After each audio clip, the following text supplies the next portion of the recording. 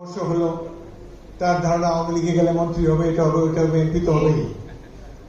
আমি তাকে বললাম, দেখো আমিও তোমার মতোই খেলোয়াড় ছিলাম, আমাদেরও পরিচিতি ছিল।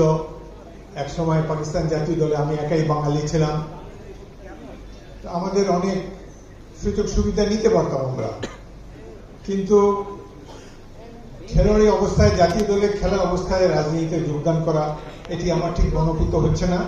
তোমার অনেক নাম হয়েছে, তুমি বেশ কয়েক বছর ধরে বেস্ট অলরাউন্ডার হিসাবে তোমাকে দেখছি। তুমি এক নম্বর রাজনীতিতে এখন যেও না, আর গেলে এই দলটি আর বেশি দিন তার আয়ু নাই। সে চুপচাপ করে তারপর খানিকক্ষণ পরে চলে গেল।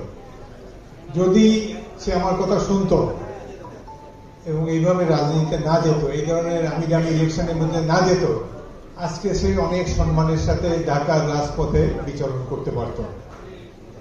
এখন তো তার বাড়ি আসাই মুশকিল হবে। সুতরাং এখানে আরো যারা স্টার ক্রিকেটার, ফুটবলার আছে, হকি প্লেয়ার, বিশেষ করে তামিম ইকবালকেও বলবো, তামিমের যথেষ্ট নাম হয়েছে, তার স্টাইল অফ ব্যাটিং আমার খুবই পছন্দ, এবং এই ধরনের অ্যাগ্রেসিভ প্লেয়ার এখন তো আর দেখা যায় না। সুতরাং ক্রিকেট তাকে বাংলাদেশ ক্রিকেট বোর্ড হ্যান্ডেল করতে পারে নাই, যার জন্য মানসিকভাবে সেই খেলার আগে বিলম্বিত ছিল। সময়ের আগেই হয়তো কোন কোন ফরম্যাট থেকে রিটায়ার করেছে। আওয়ামী লীগ আসলে এইসব ক্রীড়া ফেডারেশন গুলোতে অনেক এক্সট্রা কাভার ঢুকে করে।